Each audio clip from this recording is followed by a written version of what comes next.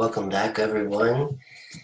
Joining together again for this segment in this movement called Deconstructionism and Contemporary Western Philosophy. Today we're thinking together about the Algerian-born Jewish French philosopher Jacques Derrida, and born in 1930 and died in 2004. Studied in Paris and became a very significant proponent of deconstruction and had great influence on various fields of study and a great voice within the postmodern cadre of voices in the 20th and 21st century. Taking his excerpt here from the Anthology of Continental Philosophy from a 1967 essay, an excerpt of Grammatology related to the book of this title of Grammatology, English publication there in 1976. So in this book, we read in the introduction, page 354, about Derrida, that he's critical, like Georges Bataille, who we had a look at his excerpt earlier. Even going back to Nietzsche, he's within this tradition. You could think of deconstruction related to nihilism in a lot of ways, or at least having that potential to go in that direction, very much so. He's critical of traditional metaphysics. He leverages a critique of the concept of presence, also of logos, what he calls phono and logocentrism.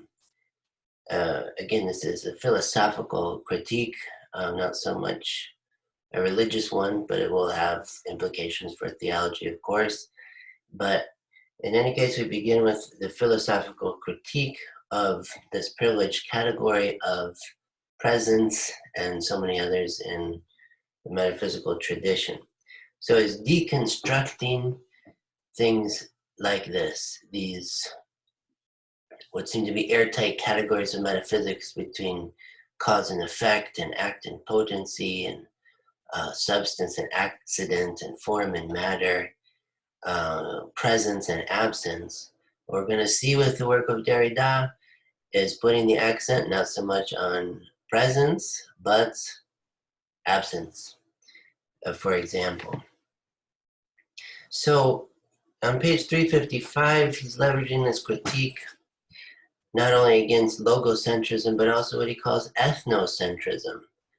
As the process of globalization continues, we see that on the face of the earth, there is not just the Western philosophical tradition, but there's many other people groups since going back since time immemorial, and there's Confucianism, for example, what's going on in Arabia in different ways, what's going on in Africa and Southeast Asia and in the Americas before colonization. Like so many different things going on in human history, we have to reckon with all that's going on and not just excrete the other, like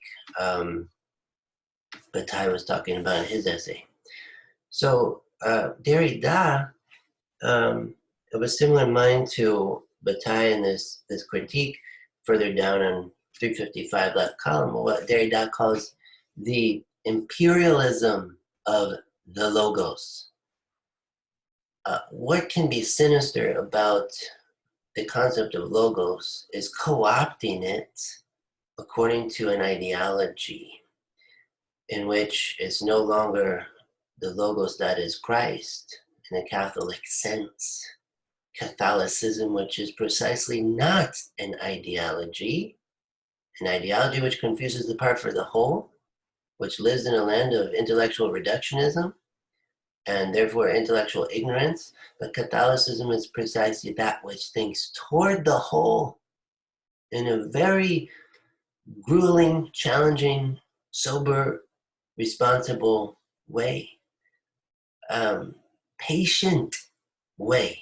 Patience is key to prevent the slippage into that facile ideology in which suddenly I'm a genius on the stage of the world and have nothing more to learn from anybody else or any other culture than my own.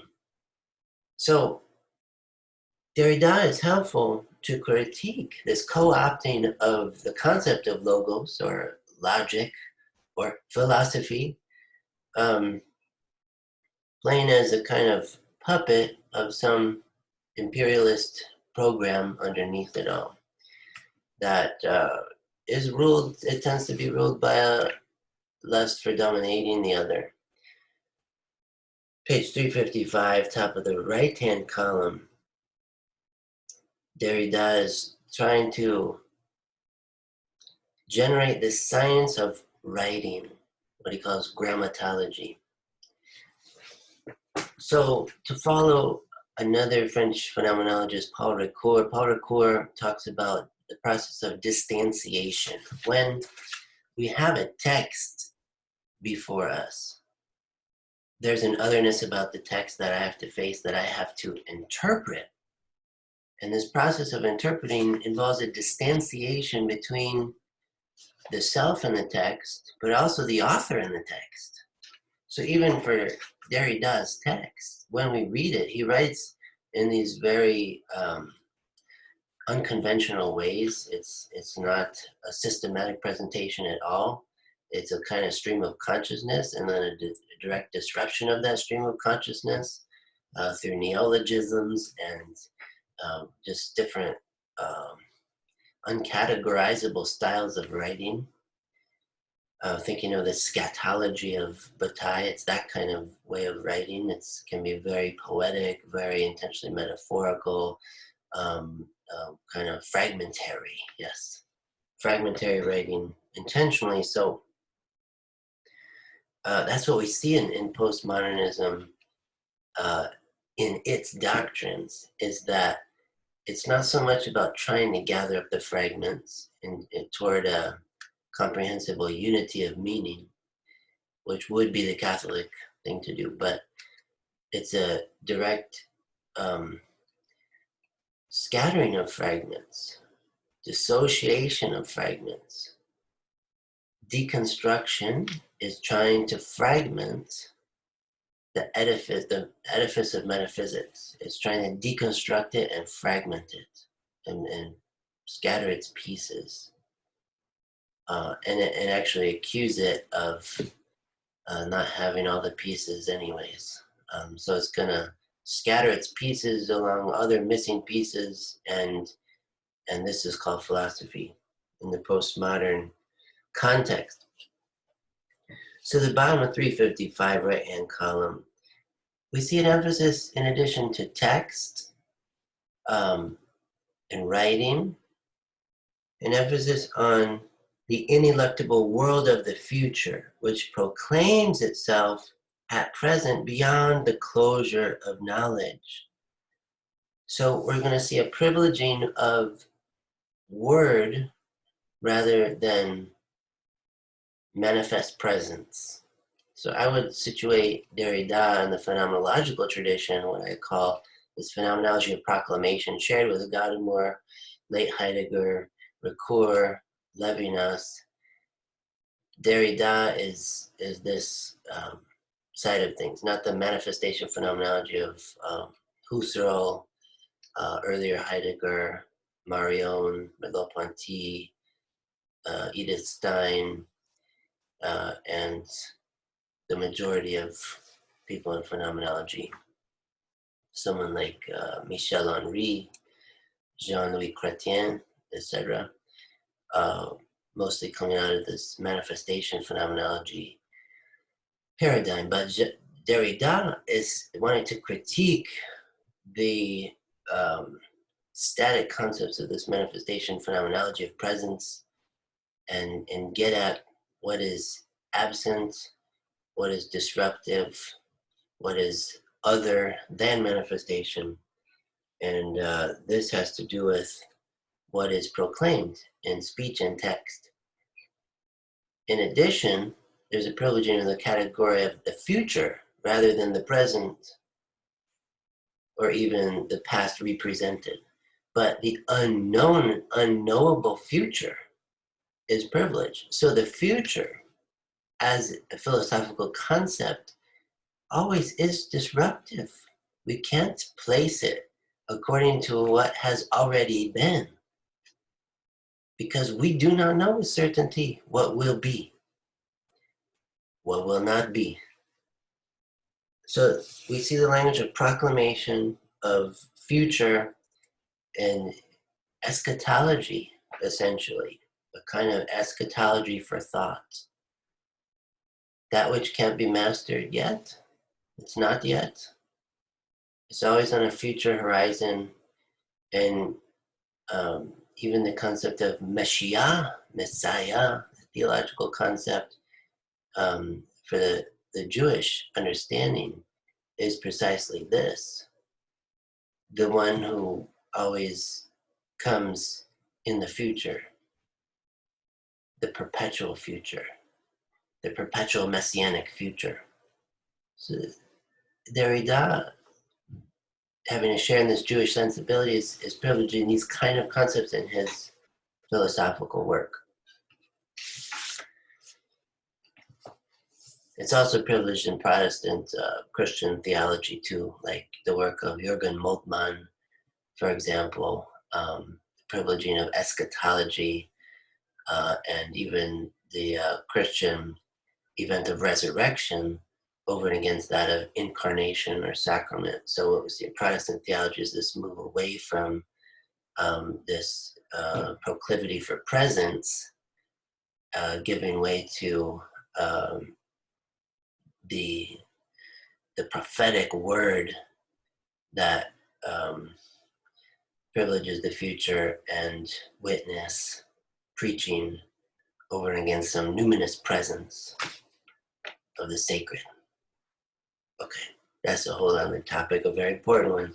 But Derrida is on the proclamation side of things. So, page 256, left-hand column, a few lines in, attentiveness to heterogeneous discourses. Again, like Bataille,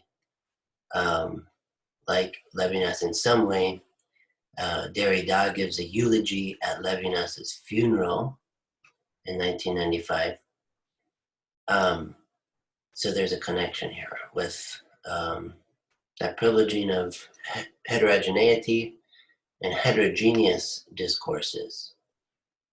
So for Derrida, it becomes, his philosophy contributes to a lot of postmodern thinkers that really adopt this hermeneutics of retrieval, trying to go back in history and not just tell the story according to the privileged voices of history, the rich, the powerful, those who are victorious in wars, but the losers, the hidden, the oppressed, the marginalized, the one who history books paid no attention to, and lifting that narrative up as even more significant than the homogeneous ones that are spun all the time. So that's what's very interesting in this hermeneutics of retrieval, and also these ideas will contribute to the concept of a theology of liberation in different ways. Again, liberating those oppressed peoples by empowering their personal life narratives, empowering people to tell their stories and to find greatest significance in these stories, so that they're not just reduced to means to an end by the powerful and totalitarian regimes and so on. So attentiveness to heterogeneous discourses. Right-hand column on 356, toward the middle, Derrida talks about the necessity of entering the game, and the game of signification and language, an idea of Ludwig Wittgenstein entering the language game with courage. and to sort things out and to identify different language games going on by different groups of people with different self-interests and all of this. But to enter the play of the language game, Derrida sees is very important for philosophy, because otherwise one might be stuck without realizing one's own blind spots in only one particular language game, and no longer be open to learning anything from another language game and these interaction of various language games. So to build on this idea, page 357, right-hand column, 10 lines down or so, he announces a new situation for speech of its subordination within a structure of which it will no longer be the archon. Okay, so Derrida is learning both from phenomenology and structuralism, and he's trying to point out what exceeds both fields. The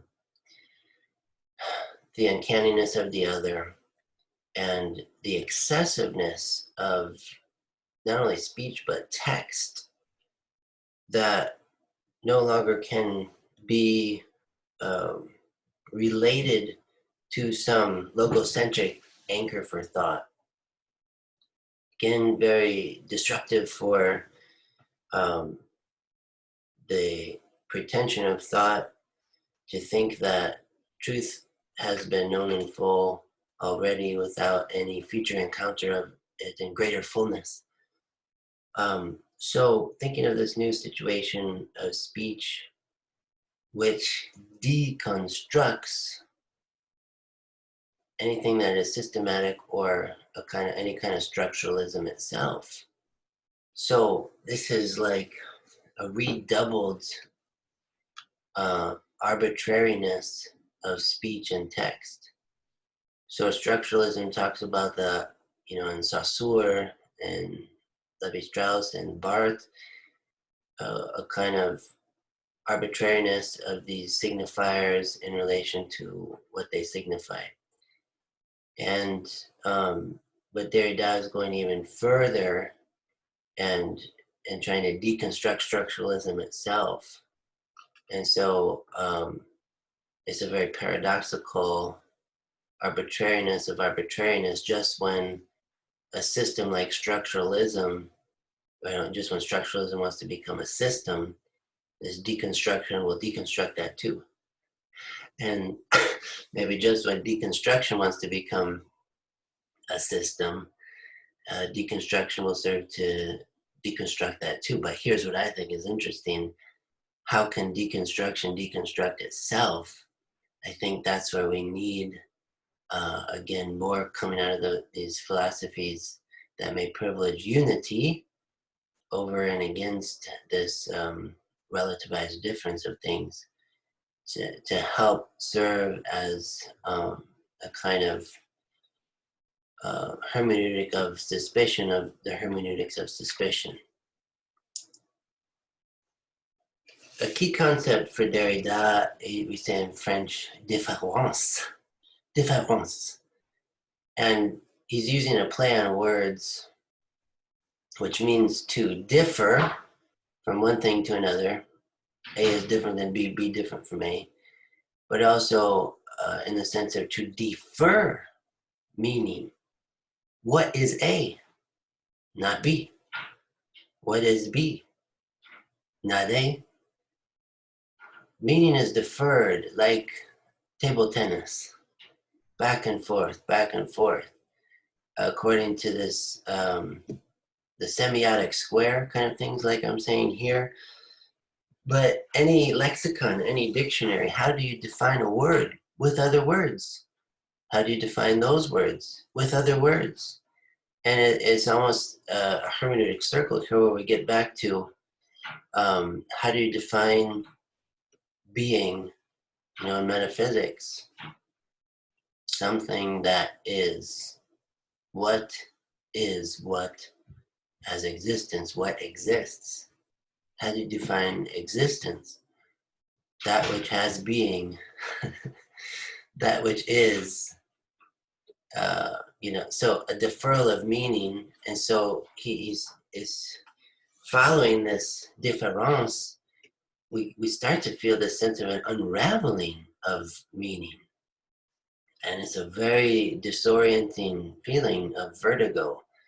Well, what has a stable meaning then? This is where he's trying to really critique logocentrism. Derrida suggesting there isn't one. There's simply a deferral, a cross-reference of meaning, and it's in that cross-referencing itself that something means. So he's getting at what is alien, different than what seem to be, in his mind, these pretentious categories of metaphysics that seem to be stable and stagnant and stationary. For Derrida, meaning moves, and it's precisely in and through this movement that we encounter meaning. The bottom of 357 to 358, he suggests that the theory of cybernetics by itself will oust all metaphysical concepts. So cybernetics, this kind of science of communication and this automatic mechanization of meaning, and we see this happening in our own time, in our own day. Again, as Lyotard will read later, defines the postmodern condition in one way, the commodification of knowledge. And it seems in our time, there's a higher valuation of artificial intelligence than actual natural human intelligence, but that which can compute faster and more efficiently, and can deal with this difference of meanings in a very mechanical way. This is what can be bought and sold. And so cybernetics as being a great money-making industry, where classic metaphysics, not as much valued in the culture, really becoming eclipsed in the culture. And this deconstructionist philosophy is, in a way, just pointing out the facts and then kind of corroborating them through its way of doing philosophy. But may be helpful, even pulling things out of this deconstructionist philosophy, to critique these totalitarian concepts of education, like STEM education in our own time, or something like almighty cybernetics, or technology, or industrious productivity, and helping to undercut this by deconstructing that new totality that has come on the scene. Okay, 358, just a few more points. The signifier in truth, right-hand column, middle. The rationality, but perhaps that word should be abandoned for reasons that will appear at the end of this sentence. So we see with deconstruction, even the concept of reason, rationality, again, going back to deconstructing this concept as understood by the Western Enlightenment, rationality, quote unquote, which governs a writing, thus enlarged and radicalized, no longer issues from a logos. So we see that critique of logocentrism there. Page 359, bottom of right-hand column. The epic of the logos thus debases writing considered as mediation of mediation and as a fall into the exteriority of meaning. So Derrida is trying to critique this epic of the logos that perhaps had its second apogee after the period of high scholasticism, but then in the Western Enlightenment in a new form and figure. Critiquing this epic of the logos that would debase writing as unnecessary mediation of pure thought. Think of even like a Hegel and a kind of sublation of any difference in writing to the unified concept. So Derrida very much critiquing this homology of meaning in a figure like Hegel for sure, and this grand uh, totalizing tendency of the concept. But Derrida wants to privilege this exteriority of meaning, that meaning that's too slippery for my hands to hold, that nevertheless says itself in experience. And how does this happen? That slipperiness of meaning in which there's always something more meant than what I just recognized. The metaphor. We saw this talked about in the work of Paul Ricoeur earlier. The metaphor, top of page 361, right-hand column. The literal meaning of writing as metaphoricity itself. We can't get away from metaphors, and metaphors reopen this process of meaning making that is not a closed process, but every metaphor gives new meaning for thought. Just yesterday, I was helping my son, Callum, with his literature, and he was reading a story and learning about metaphor. And one of the metaphors of the author was to talk about the moon as a shield of raw gold that introduced this silver lining into the dark, something like this. And I was struck by the power of the metaphor. It still kind of lingers in my mind.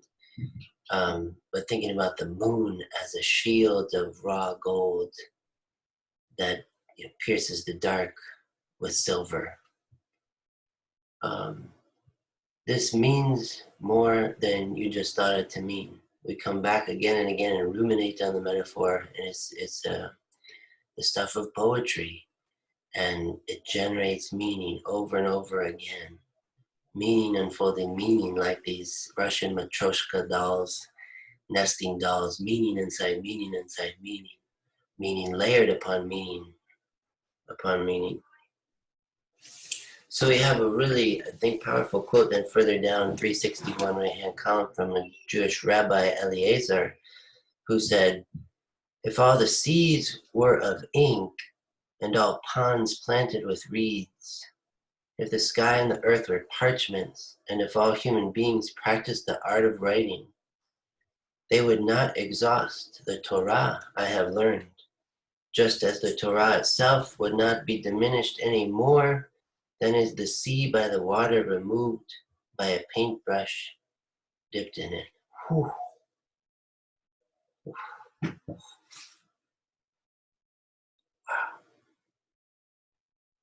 There's something there.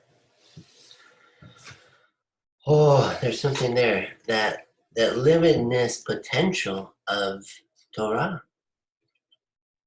And we think of Rabbinic Judaism exemplifying this. The Talmud, Jewish Midrash, this layers of interpretation upon interpretation of a conflict of interpretation, generating new meanings in relation to the original canonical text. Traditions of interpretation. And this development of doctrine. St. John Henry Newman talks about in Catholicism. So Derrida is really focusing on this limitless potential of the generativity of meaning, lest we think we've encountered it all once and for all already. We've only begun.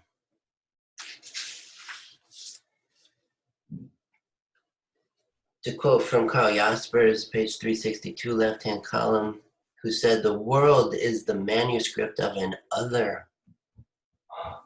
The world is the manuscript of another.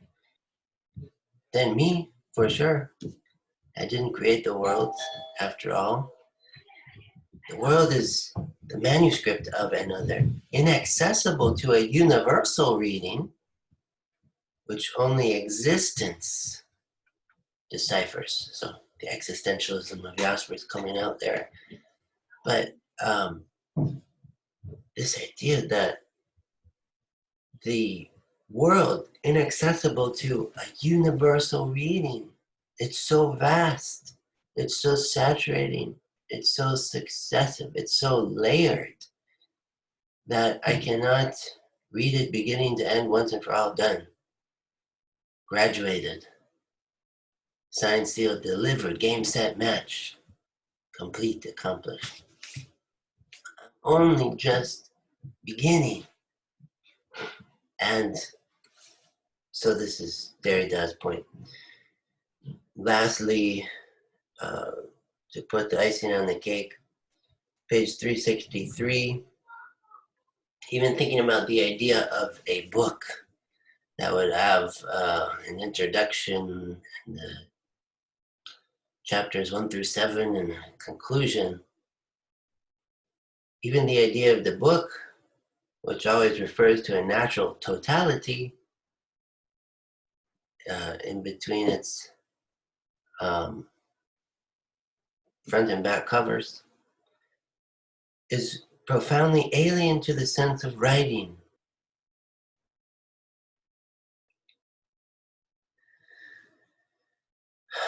So Derrida is about this difference, this disruption of writing, in which one sentence opens on to another. There's always an ellipsis, a dot, dot, dot, a to be continued.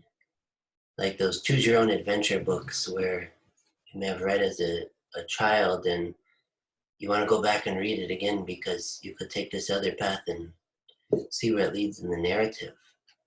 Always something new on the horizon of creativity, even in which the old is retrieved as something novel, as something new. This memoria of the future and this prolepsis of the past. Derrida, the last, he uses the language of violence a little bit, like bataille. We could situate Derrida more of that politically socialist mindset, wanting to disrupt the status quo, the complacent bourgeoisie existence, and so on. And these thinkers are saying there's something violent and oppressive about this status quo that tends to exploit the weaker person. And it tends to marginalize those that don't play into this one and only language game. And so this is a very interesting thing. So he's saying in order to overcome the violence of the totality, it must be violated. It must violence of the violence to bring about a paradoxical peace. For philosophy, at least, he's saying there's something violent about this grammatology, this heterology of philosophy, because it's violently disruptive. And the philosophical navel gazer doesn't want to hear about it, doesn't want any part of it. This narcissistic complex in philosophy wants to be freed of anything that would disrupt its self-sufficiency and self-insulation. And even within the territory of theology, a kind of spiritual worldliness, what Pope Francis calls this neo-Pelagianism and neo-Gnosticism. We can read him talking about this in Evangelii Gaudium and Gaudete et Exsultate, and the Congregation for the Doctrine of the Faith. The year, I want to say 2019. 2018, 2017, one of the past few years. Placuit Deo talks about this as well. You can look this up. Placuit Deo online, the CDF document, which also is issuing this critique of Neo-Pelagianism, Neo-Gnosticism.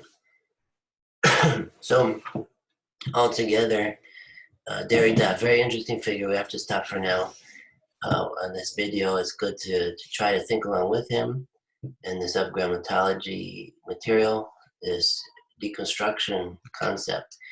And the thing about certain reductionistic tendencies within it, certain unhelpful things within it, but also certain helpful things about it, certain redeeming qualities about the ideas we might wonder about too. So looking forward to hearing your thoughts on the discussion board. Thanks so much. Talk again soon.